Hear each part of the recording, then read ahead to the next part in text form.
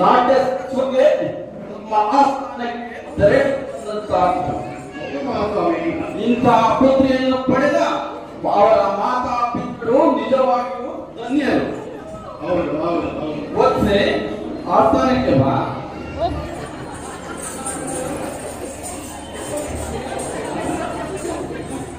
ನಿಮ್ಮ ನೃತ್ಯಕ್ಕೆ ಮನಸ್ಸೋದೇವೆ. ನಿಜವಾಗಿಯೂ ನಮ್ಮ ರಾಜ್ಯದ ಕೀರ್ತಿಯನ್ನು ಬೆಳಗುವ ಕೊಡಲಾಗುವುದು. ಪ್ರಣಾಮಗಳು. ನೀನು ಹೋಗಿದ್ದೀನಿ.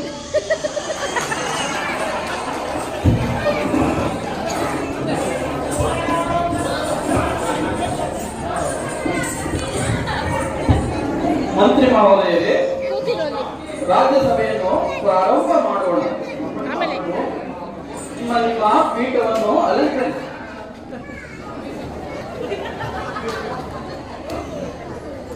ಮಹಾಮಂತ್ರಿಗಳೇ, ಮಹಾಪ್ರಭು, ನಮ್ಮ ಹೊಯ್ಸಳ ರಾಜ್ಯದಲ್ಲಿ ಆಡಳಿತ ಹೇಗೆ ನಡೆಯುತ್ತಿರುವುದು ಹಾಗೂ ಕಾಲ ಕಾಲಕ್ಕೆ ಮಳೆ ಬೆಳೆ ಆಗುತ್ತಿದೆ ಹಾಗೂ ನಮ್ಮ ಪ್ರಜೆಗಳೆಲ್ಲರೂ ಸುಖ ಶಾಂತಿಯಿಂದ ಇರುವರೆ ಎಂದು ನಮ್ಮ ಪ್ರಯತ್ನ ಮುಂದೆ ವಿವರವಾಗಿ ಹೇಳುವಂತವರಾಗಿ ಅಪ್ಪಣೆ ಮಹಾಪ್ರಭು, ಹೇಳುವಂತರಾಗಿ. ನಮ್ಮ ರಾಜ್ಯದಲ್ಲಿ ಕಾಲ ಕಾಲಕ್ಕೆ ಮಳೆಯಾಗುತ್ತಿದೆ. ಕಾಲ ಕಾಲಕ್ಕೆ ಮಳೆಯಾಗುತ್ತಿದ್ದು ನಮ್ಮ ಜಲಾಶಯಗಳೆಲ್ಲ ತುಂಬಿವೆ. ಜಲಾಶಯಗಳ ನೀರನ್ನು ನಮ್ಮ ರೈತರಿಗೆ ಕಾಲ ಕಾಲಕ್ಕೆ ಬೆಳೆಗಳಿಗೆ ಬೆಳೆಸಲಾಗುತ್ತಿದೆ. ಹೆಚ್ಚುವರಿ ನೀರನ್ನು ಹೊರ ರಾಜ್ಯದ ರೈತರಿಗೂ ಕೂಡ ಬೆಳೆಸಲಾಗುತ್ತಿದೆ. ಆದರೆ ಮಲೆನಾಡಿನ ಭಾಗದಲ್ಲಿ ಹೆಚ್ಚಿನ ಮಳೆಯಿಂದಾಗಿ ಕಾಫಿ, ಮೆಣಸು ಮತ್ತು ಏಲಕ್ಕಿ ಬೆಳೆಗಳು ನಾಶವಾಗಿದ್ದು ರೈತರು ಸಂಕಷ್ಟವನ್ನು ಅನುಭವಿಸುತ್ತಿದ್ದಾರೆ. ಆದರೆ ನಮ್ಮ ವಿತ್ತ ಸಚಿವರು ರಾಜ್ಯ ಬೊಕ್ಕಸದಿಂದ ಫಸಲ್ ಬಿಮಾ ಯೋಜನೆಯ ಮೂಲಕ ಪರಿಹಾರವನ್ನು ಪಡೆಯಲು ಸೂಕ್ತ ಸೂಚನೆಯನ್ನು ಸೂಚಿಸಿದ್ದಾರೆ. ಅದೇ ರೀತಿ ಪ್ರಜೆಗಳ ಸಂತೃಪ್ತಿಗಾಗಿ ನಮ್ಮ ಕಾರ್ಯದರ್ಶಿಯವರು ನಮ್ಮ ಸದಸ್ಯರಿಗೆಲ್ಲ ಒಂದು ಪ್ರವಾಸವನ್ನು ಏರ್ಪಡಿಸಿ ನಂಜನಗೂಡಿನ ನಂಜುಂಡೇಶ್ವರನ ದರ್ಶನ, ಅದೇ ರೀತಿ ನಮ್ಮ ಗೋಪಾಲ ಸ್ವಾಮಿಯ ದರ್ಶನವನ್ನು ಮಾಡಿಸಿ ಬಂಡೀಪುರದಲ್ಲಿ ಮನೋವ್ಯವಹಾರವನ್ನು ಮಾಡಿಸಿ ನಮ್ಮ ಸದಸ್ಯರ ಮನಸ್ಸನ್ನು ಸಂತುಷ್ಟಗೊಳಿಸಿದ್ದಾರೆ. ಹಾಗೆಯೇ ನಮ್ಮ ಕ್ರೀಡಾ ಕಾರ್ಯದರ್ಶಿಯವರು ಉತ್ತಮವಾದ ಕ್ರೀಡೆಗಳನ್ನು ಆಯೋಜಿಸಿ ಪುರುಷರಿಗಾಗಿ ಕ್ರಿಕೆಟ್, ಅದೇ ರೀತಿ ಮಹಿಳೆಯರಿಗಾಗಿ ಥ್ರೋಬಾಲ್ ಪಂದ್ಯವನ್ನು ಏರ್ಪಡಿಸಿದರು. ಹಾಗೆಯೇ ನಮ್ಮ ಅಧೀಕ್ಷಕ ಉಪಕಟಕದಿಂದ ಹೊರ ರಾಜ್ಯದಿಂದ ವ್ಯಕ್ತಿಗಳನ್ನು ಕರೆಸಿ ಅಗ್ಗಜಗ್ಗಾಟವನ್ನು ಕೂಡ ಏರ್ಪಡಿಸಲಾಗಿತ್ತು. ಆದರೆ ನಮ್ಮ ಮನೋರಂಜನಾ ಕೂಟದ ವ್ಯಕ್ತಿಗಳೇನು ಕಮ್ಮಿ ಇಲ್ಲ. ಅಗ್ಗಜಗ್ಗಾಟದಲ್ಲಿ ಪ್ರಥಮ ಬಹುಮಾನವನ್ನು ಗೆಲ್ಲುವಲ್ಲಿ ಯಶಸ್ವಿಯಾದರು. ಮಹಾಮಂತ್ರಿಗಳೇ, ನಿಮ್ಮ ಮಾತುಗಳನ್ನು ಕೇಳಿ ನನಗೆ ಬಹಳ ಸಂತೋಷವಾಯಿತು. ನಿಮ್ಮಂತಹ ದಕ್ಷ, ಚತುರ, ಜ್ಞಾನವಂತ ಮಹಾಮಂತ್ರಿಗಳು ನನ್ನ ಆಸ್ಥಾನದಲ್ಲಿರುವುದು ಬಹಳ ಸಂತೋಷದ ವಿಷಯ. ನೀವಿಂದು ನಿಮ್ಮ ಪೀಠವನ್ನು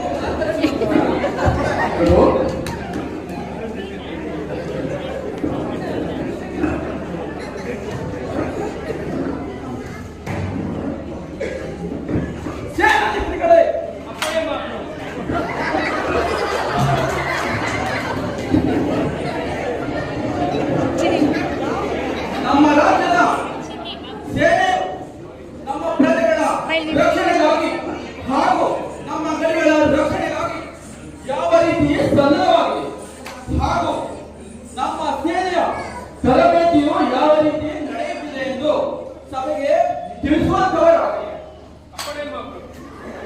ನಮ್ಮ ಸೈನ್ಯವು ಧೈರ್ಯವಂತ ಸೈನಿಕರಿಂದ ಕೂಡಿದ್ದು ರಾಜ್ಯದ ಗಡಿ ಪ್ರದೇಶಗಳು ಹಾಗೂ ಆಯಕಟ್ಟಿನ ಪ್ರದೇಶಗಳಲ್ಲಿ ನಿಯೋಜನೆ ಮಾಡಲಾಗಿದೆ.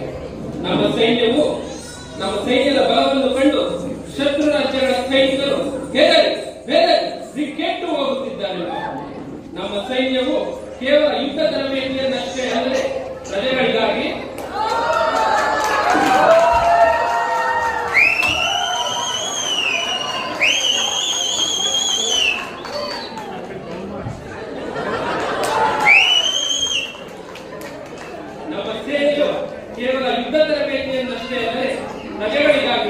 ಬಾವಿಕೊಡುವಿಕೆ, ಸೇತುವೆ ನಿರ್ಮಾಣ ಹಾಗೂ ಪ್ರಕೃತಿ ವಿಕೋಪದ ಸಂದರ್ಭಗಳಲ್ಲಿಯೂ ನೆರವಾಗುತ್ತಿದ್ದಾರೆ. ನಮ್ಮ ಸೈನ್ಯವು ಯುದ್ಧ ತರಬೇತಿಯನ್ನು ಕಾಲಾನುಕಾಲಕ್ಕೆ ಸರಿಯಾಗಿ ನೀಡುತ್ತಿದ್ದು ನಮ್ಮ ಸೈನಿಕರನ್ನು ಸಮರ್ಥರನ್ನಾಗಿ ಮಾಡಲು ತಂತ್ರಜ್ಞಾನವನ್ನು ಉಪಯೋಗಿಸಿಕೊಂಡು ಕರ್ಮಯೋಗಿ ಎಂಬ ಜಾಲತಾಣದ ಮೂಲಕ ಸೇನಾ ತರಬೇತಿಯನ್ನು ನೀಡುತ್ತಿದ್ದು ಇದರಿಂದ ನಮ್ಮ ಸೈನಿಕರ ಕೌಶಲ್ಯ ಅಭಿವೃದ್ಧಿಯ ಜೊತೆಗೆ ಸೇನಾ ತರಬೇತಿಯು ಉಳಿತಾಯವಾಗುತ್ತಿದೆ ಮಾತ್ರವು ನಮ್ಮ ಸೈನಿಕರು ಪ್ರಜೆಗಳ ರಕ್ಷಣೆಗಾಗಿ ಸದಾ ಸನ್ನದ್ಧವಾಗಿದ್ದಾರೆ ಮಾತ್ರ. ಬಲೆ ಸೇನಾಧಿಕಾರಿಗಳು ನಿಮ್ಮಂತ ದಕ್ಷ ಪ್ರತಾಪಶಾಲಿ ಸೇನಾಧಿಕಾರಿಗಳು ನನ್ನ ರಾಜ್ಯದ ಚುಕ್ಕಾಣಿ ಹಿಡಿದಿರುವುದು ನಮ್ಮ ರಾಜ್ಯದ ಹೆಮ್ಮೆ. ಆದರೂ ಜ್ಞಾನಕ್ಕೆ ಸಂಬಂಧಪಟ್ಟಂತಹ ವಿಚಾರಗಳ ಬಗ್ಗೆಯಷ್ಟೇ ಕರ್ಮಯೋಗಿ ಜಾಲತಾಣದ ಮೂಲಕ ತರಬೇತಿಗಳು ಜರುಗಲಿ. ಯುದ್ಧ ಸಮಯಗಳೆಲ್ಲವೂ ಗುರು ಸಂತೋಷ್ ಆಚಾರ್ಯರವರ ಗಡಿಯಲ್ಲಿಯೇ ನಡೆಯಿತು. ಇದರ ಬಗ್ಗೆ ನಿಮ್ಮ ಕಾರ್ಯಯೋಜನೆಗಳೇನಿರುವುದು ಎಂದು ಸಭೆಗೆ ತಿಳಿಸುವಂತವೇ. ಯುದ್ಧ ತರಬೇತಿಯನ್ನು ಗುರು ಆಚಾರ್ಯ ಸಂತೋಷ್ ಅವರು ಈಗಾಗಲೇ ಯುದ್ಧ ಶಾಲೆಯಲ್ಲಿ ಉತ್ತಮ, ಅತ್ಯುತ್ತಮ. ನಿಮ್ಮ ಮಾತುಗಳನ್ನು ಕೇಳಿ ನನಗೆ ಬಹಳ ಸಂತೋಷವಾಯಿತು. ನೀವಿನ್ನು ನಿಮ್ಮ ಪೀಠವನ್ನು ಅಲಂಕರಿಸಿ. ಬಡೇ ಮಾತು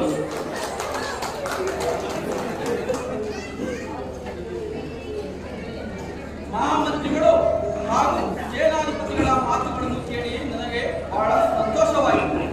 ನಮ್ಮ ರಾಜ್ಯದ ಆಡಳಿತ ಹಾಗೂ ಸೇನೆಯು ದಕ್ಷತೆಯಿಂದ ಕೂಡಿರಲು, ನಮ್ಮ ಖಜಾನೆಯು ಸಮೃದ್ಧಿಯಿಂದ ಕೂಡಿರಬೇಕು. ಇದರ ಸಲುವಾಗಿ ಯಾವ ರೀತಿಯ ಬಜೆಟ್ ಪ್ಲಾನ್ ಮಾಡಿದ್ದೀರಿ ಎಂದು ಸಭೆಗೆ ತಿಳಿಸುವಂತವರಾಗಿ ಸಿದ್ಧಾಂತಗಳೇ.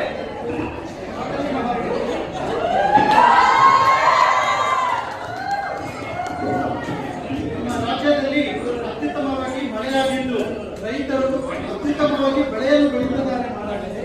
ಹಾಗೆಯೇ ನಮ್ಮ ರಾಜ್ಯದಲ್ಲಿ ಎಲ್ಲ ಕೈಗಾರಿಕೆಗಳಿಗೂ ಅತಿ ಹೆಚ್ಚು ಉತ್ತೇಜನ ಕೊಡುತ್ತಿರುವುದರಿಂದ ಉತ್ಪಾದನೆಯಲ್ಲೂ ಗಣನೀಯ ಏರಿಕೆಯಾಗಿದೆ ಮಹಾರಾಜ. ಬಹಳ ಸಂತೋಷ. ಹಾಗಾಗಿ ನಮ್ಮ ರಾಜ್ಯದಿಂದ ಹೊರ ರಾಜ್ಯಗಳಿಗೆ ಸರಕು ಮತ್ತು ಸೇವೆಗಳನ್ನು ಅತಿ ಹೆಚ್ಚಾಗಿ ಕಳಿಸುತ್ತಿದ್ದು ಆದಾಯ ನಮ್ಮ ಖಜಾನೆಗೆ ಬಂದು ಸೇರುತ್ತಿದೆ ಮಹಾರಾಜ. ಹಾಗೆಯೇ ಕಾಲಕಾಲಕ್ಕೆ ನಮ್ಮ ಜನರು ಆದಾಯ ತೆರಿಗೆ ಹಾಗೂ ಜಿಎಸ್ಟಿಯು ಸಂಗ್ರಹವಾಗುತ್ತಿರುವುದರಿಂದ ನಮ್ಮ ಖಜಾನೆಯು ತುಂಬು ತುಳುಕುತ್ತಿದೆ ಮಹಾರಾಜ.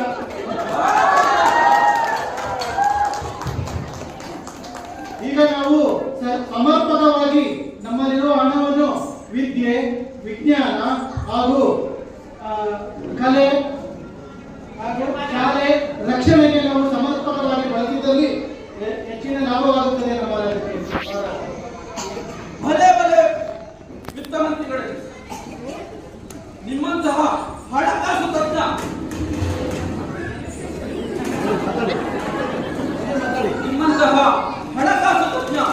ಪದವೀಧರ ಜ್ಞಾನವಂತ ವಿತ್ತ ಮಂತ್ರಿಗಳು ನಮ್ಮ ರಾಜ್ಯದಲ್ಲಿರುವುದು ನಮ್ಮ ರಾಜ್ಯದ ಸುವೈಭವವೇ ಸರಿ. ನಮ್ಮ ಪ್ರಜೆಗಳು ಪ್ರಾಮಾಣಿಕರು ಹಾಗೂ ಶ್ರಮಿಕರು. ಅವರ ದುಡಿಮೆಯ ಒಂದು ಕಾಲನ್ನು ಅವರ ಆಪತ್ಕಾಲಕ್ಕೆ ಅನುಕೂಲವಾಗುವಂತೆ ನಮ್ಮ ಅಂಚೆ ಕಚೇರಿಗಳಲ್ಲಿ ಉಳಿತಾಯ ಮಾಡಲು ಉಳಿತಾಯ ಯೋಜನೆಗಳ ಬಗ್ಗೆ ಹಾಗೂ ಜೀವ ವಿಮೆಗಳ ಬಗ್ಗೆ ಅವರಿಗೆ ಅರಿವು ಬರುವಂತೆ ಯಾವ ಕಾರ್ಯಕ್ರಮಗಳನ್ನು ಹಮ್ಮಿಕೊಂಡಿದ್ದೀವಿ. ಸಭೆಗೆ ಹೌದು ಮಹಾರಾಜ, ನಮ್ಮ ರಾಜ್ಯದಿಂದ ಎಲ್ಲಾ ರಾಜ್ಯಗಳಲ್ಲಿರುವ ಹಳ್ಳಿಗಳನ್ನು ತಲುಪಿಸಿ ನಾವು ಸೇವೆಯಿಂದಾಗಲಿ ಹಾಗೂ ಇನ್ಶೂರೆನ್ಸ್ಗಳಿಗಾಗಲಿ ಅದನ್ನು ಹೇಳಿ ನಾವು ಜನಗಳನ್ನು ಮುಟ್ಟುತ್ತಿದ್ದೇವೆ. ಒಟ್ಟುವ ಅವಶ್ಯಕತೆ ಇಲ್ಲ, ತಲುಪಿಸಿದರೆ ಸಾಕು. ಸರಿಯಾಗಿದೆ. ಇದರ ಬಗ್ಗೆ ನಿಮ್ಮ ಅಭಿಪ್ರಾಯವೇನು? ಹೌದು ಮಹಾರಾಜ, ನಿಮ್ಮ ಉತ್ಸಾಹವನ್ನು ಕಂಡು ನನಗೆ ಬಹಳ ಸಂತೋಷವಾಗಿದೆ. ನೀವಿನ್ನು ನಿಮ್ಮ ಪೀಠವನ್ನು ಅಲಂಕರಿಸಿ. ಇಂದಿನ ಶಿಕ್ಷಣ ವ್ಯವಸ್ಥೆಯಲ್ಲಿ ಕಲೆಯನ್ನೇ ಬೇರೆ ವಿಭಾಗ, ವಿಜ್ಞಾನವನ್ನೇ ಬೇರೆ ವಿಭಾಗವನ್ನಾಗಿ ಮಾಡಲಾಗಿದೆ. ಆದರೆ ನಮ್ಮ ರಾಜ್ಯದಲ್ಲಿ ಕಲೆ, ಸಂಸ್ಕೃತಿ, ವಿಜ್ಞಾನ, ತಂತ್ರಜ್ಞಾನ ಈ ಎಲ್ಲ ಆಗು ಹೋಗುಗಳನ್ನು ನೋಡಿ ನಮ್ಮ ಸಂಸ್ಥಾನವು ಪರಂಪರೆಯಿಂದಲೂ ಕಲೆ ಹಾಗೂ ಸಾಹಿತ್ಯಕ್ಕೆ ಪ್ರೋತ್ಸಾಹವನ್ನು ಕೊಡುತ್ತಲೇ ಬಂದಿದ್ದೇವೆ. ಹಾಗೂ ಇಂದಿನ ಅವಶ್ಯಕತೆಗಳಿಗೆ ಅನುಗುಣವಾಗಿ ವಿಜ್ಞಾನ ಹಾಗೂ ತಂತ್ರಜ್ಞಾನಕ್ಕೂ ಪ್ರಾಮುಖ್ಯತೆಯನ್ನು ಕೊಡುತ್ತಿದ್ದೇವೆ. ಏಕೆಂದರೆ ನಾವು ಇಂದಿನ ಸ್ಪರ್ಧಾತ್ಮಕ ಯುಗದಲ್ಲಿ ಹೊರ ರಾಜ್ಯಗಳೊಂದಿಗೂ ಹೊರ ದೇಶಗಳೊಂದಿಗೂ ಸ್ಪರ್ಧಿಸಬೇಕಾಗಿದೆ. ಈ ಕಾರಣವಾಗಿ ವಿಜ್ಞಾನ ಮತ್ತು ತಂತ್ರಜ್ಞಾನವನ್ನು ಸುಧಾರಿಸಲು ಯಾವ ರೀತಿಯ ಯೋಜನೆಗಳನ್ನು ಹೊಂದಿರುವಿರಿ? ವಿಜ್ಞಾನ ಮತ್ತು ತಂತ್ರಜ್ಞಾನ ಮಂತ್ರಿಗಳೇ. ನಮಸ್ಕಾರ ಮಹಾಪ್ರಭು, ನೀವು ಹೇಳಿದ್ದು ನಿಜ. ನಮ್ಮ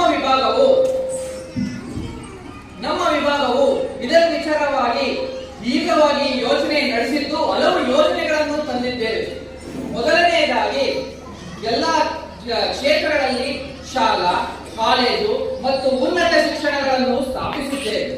ಇಲ್ಲಿಂದ ಹೊರಬಂದ ವಿದ್ಯಾರ್ಥಿಗಳು ಒಂದು ಅದ್ಭುತಗಳನ್ನೇ ಸೃಷ್ಟಿಸುತ್ತಿದ್ದಾರೆ ಮಹಾಪ್ರಭು. ಹೌದೇ? ಏನೇನು ಸೃಷ್ಟಿ ಮಾಡಿದ್ದಾರೆ? ಮೊದಲನೇದಾಗಿ ಅಂಚೆ ಕಚೇರಿಗಳನ್ನು CBS ಆಗಿ ಮಾರ್ಪಾಡು ಮಾಡಿದ್ದಾರೆ. ಆ CBS ಆಗಿ ಮಾರ್ಪಾಡು ಮಾಡಿದ್ದರಿಂದ ಎಲ್ಲ ಜನಸಾಮಾನ್ಯರಿಗೆ ನಮ್ಮ ಸೇವೆಗಳನ್ನು ಸುಲಭವಾಗಿ ತಲುಪಲು ಈಸಿಯಾಗಿದೆ. ಅಷ್ಟೇ ಅಲ್ಲದೆ ಮಹಾಪ್ರಭುಗಳೇ, ನಮ್ಮ ಶಾಲಾ ಕಾಲೇಜಿನಿಂದ ಹೊರಬಂದಂತಹ ವಿದ್ಯಾರ್ಥಿಗಳು ನಮ್ಮ ಜನರ ಬಯೋಮೆಟ್ರಿಕ್ಸ್ ಹಾಗೂ ಐರಿಶ್ಗಳನ್ನು ಕ್ಯಾಪ್ಚರ್ ಮಾಡಿ ಆಧಾರ್ ಸಂಖ್ಯೆ ಅಂತ. ಐರಿಶ್ ಎಂದರೆ ಕಣ್ಣು ಗುಡ್ಡೆಯ ಮೇಲೆ ಒಂದು ಪೊರೆ ಮರಕು. ಅದು ಒಂದು ಜನಸಾಮಾನ್ಯರಿಗೆ ವಿಶಿಷ್ಟವಾಗಿ ಇರುತ್ತದೆ ಮಹಾಪ್ರಭು. ಆ ವಿಶಿಷ್ಟವಾದ ಗುರುತಿನಿಂದ ನಾವು ವಿಶಿಷ್ಟ ಗುರುತಿನ ಚೀಟಿಯಾಗೂ ಕೂಡ ಕೊಟ್ಟಿದ್ದೇವೆ. ಆ ಗುರುತಿನ ಚೀಟಿಯಿಂದ ಎಲ್ಲಾ ಜನರಿಗೆ, ಜನಸಾಮಾನ್ಯರಿಗೆ ನಮ್ಮ ರಾಜ್ಯದ ಬೆನಿಫಿಟ್ಸ್ ಅನ್ನು DBT ಮುಖಾಂತರ ತಲುಪಿಸ್ತಾ ಇದ್ದೀವಿ ಮಹಾಪ್ರಭುಗಳೇ. ಇಷ್ಟೇ ಅಲ್ಲದೆ ನಮ್ಮ ರಾಜ್ಯದಲ್ಲಿ ಉಪಗ್ರಹ ನಿಯಂತ್ರಣ ಕೇಂದ್ರ ಕೂಡ ಸ್ಥಾಪಿಸಿದ್ದೇವೆ. ಆ ಸ್ಥಾಪಿಸಿರುವುದರಿಂದ ನಮ್ಮ ಇಡೀ ಭಾರತಕ್ಕೆ ಕೂಡ ಸಹಾಯ ಆಗುತ್ತಿದೆ ಮಹಾಪ್ರಭುಗಳೇ. ಇಷ್ಟೇ ಅಲ್ಲದೆ ಈ ಸ್ಕ್ರಿಪ್ಟಿನ ಸ್ಕ್ರಿಪ್ಟ್ ಕೂಡ ವಾಟ್ಸ್ಆಪ್ ಅಲ್ಲೇ ಮಾಡಿದ್ವಿ ಮಹಾಪ್ರಭುಗಳೇ.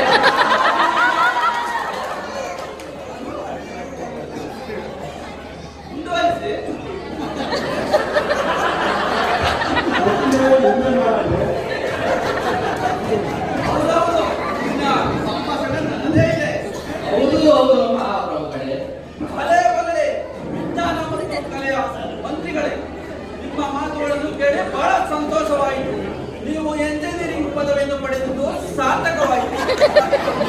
ನಮ್ಮಂತಹ ತಂತ್ರಜ್ಞಾನಿ ಮಂತ್ರಿಗಳು ನನ್ನ ಆಸ್ಥಾನದಲ್ಲಿರುವಾಗ ನಮ್ಮ ರಾಜ್ಯದಲ್ಲಿ ಎಲ್ಲ ಆಡಳಿತ ಕಚೇರಿಗಳಲ್ಲಿ ತಂತ್ರಜ್ಞಾನವು ಉತ್ತಮವಾದ ರೀತಿಯಲ್ಲಿ ಇಂಪ್ಲಿಮೆಂಟ್ ಆಗಿದೆ. ಬಹಳ ಹೆಮ್ಮೆ ಇದೆ. ನೀವು ನಿಮ್ಮ ಪೀಠವನ್ನು ಮಹಾಪ್ರಭು, ಈ ಕುರಿತು ನನ್ನೊಂದು ಪ್ರಸ್ತಾವನೆ ಇದೆ. ಏನದು? ನಮ್ಮ ಮಕ್ಕಳು ಇತ್ತೀಚಿನ ದಿನದಲ್ಲಿ ಹೆಚ್ಚಿನ ಮೊಬೈಲ್ ಬಳಕೆಯಲ್ಲಿ ತೊಡಗಿದ್ದು ಇದು ವಿಪರೀತವಾಗಿದೆ. ಮೊಬೈಲ್ ಬಳಕೆಯ ಮೇಲೆ ಕಡಿವಾಣ ಹಾಕುವುದು ಅವಶ್ಯಕವಾಗಿದೆ ಮಹಾಪ್ರಭು. ಹೌದೌದು, ಮಹಾಮಂತ್ರಿಗಳ ಮಾತು ಸಮಯೋಚಿತವಾದುದು. ಇದರ ಬಗ್ಗೆ ನಿಮ್ಮ ಯೋಜನೆಗಳು ಏನಿದೆ ಎಂದು ನಮಗೆ ತಿಳಿಸುವಂತವರಾಗಿ. ಹೌದು ಮಹಾಪ್ರಭು, ನಮ್ಮ ಮಹಾಮಂತ್ರಿಗಳು ಹೇಳುತ್ತಿರುವುದು ನಿಜ. ನಮ್ಮ ವಿದ್ಯಾರ್ಥಿಗಳು ಮೊಬೈಲ್ ನಲ್ಲಿ ತುಂಬಾ ತೊಡಗಿದ್ದಾರೆ. ಅದಕ್ಕಾಗೂ ಕೂಡ ನಮ್ಮ ವಿಭಾಗವು ದೀರ್ಘವಾಗಿ ಯೋಚನೆ ಮಾಡಿ ಹಲವು ಯೋಜನೆಗಳನ್ನು ತಂದಿದ್ದೇವೆ. ಮೊದಲನೆಯದಾಗಿ ಶಾಲಾ ಕಾಲೇಜುಗಳು ಕಲೆಗಾಗಿ, ಚಿತ್ರಗೀತೆಗಾಗಿ ಹಾಗೂ ಗೀತೆಗಾಗಿ ಕಲೆಗೋಸ್ಕರ ನಾವು ಶಾಲಾ ಕಾಲೇಜುಗಳನ್ನೇ ತೆರೆದಿದ್ದೇವೆ. ಅಷ್ಟೇ ಅಲ್ಲದೆ ಅಲ್ಲಿಂದ ಹೊರಬಂದ ವಿದ್ಯಾರ್ಥಿಗಳು ಇಂದಿನ ಒಂದು ಸಾಂಸ್ಕೃತಿಕ ಕಾರ್ಯಕ್ರಮವನ್ನು ನಡೆಸಿಕೊಡುತ್ತಿದ್ದಾರೆ. ಬಹಳ ಸಂತೋಷ. ನಿಮ್ಮ ಅಪ್ಪಣೆ ಇದ್ದರೆ ಆ ಸಾಂಸ್ಕೃತಿಕ ಕಾರ್ಯಕ್ರಮವನ್ನು ಶುರು ಮಾಡಬಹುದಾ ಮಹಾಪ್ರಭು? ಪ್ರತ್ಯೇಕ ಸಾಂಸ್ಕೃತಿಕ ಕಾರ್ಯಕ್ರಮಗಳು ಪ್ರಾರಂಭವಾಗಲಿ. ಹಾಗೇ ಆಗಲಿ. ಎಲ್ಲಿ ಅವರು ಕಾರ್ಯಕ್ರಮಕ್ಕೆ ಸಂಬಂಧಿಸಿದಂತೆ ಎಲ್ಲಾ ತಾಂತ್ರಿಕ ಮಾರ್ಗದರ್ಶನವು ನಿಮ್ಮ ನೇತೃತ್ವದಲ್ಲೇ ನಡೆಯಲಿ. ಹಾಗೇ ಆಗಲಿ. ತಾಂತ್ರಿಕ ವರ್ಗಕ್ಕೆ ತೆರಳಬಹುದು. ಹಾಗೆ ಆಗಲಿ ಮಹಾಪ್ರಭು. ಸೇನಾಧಿಪತಿಗಳೇ, ಈ ಸಭೆಯಲ್ಲಿ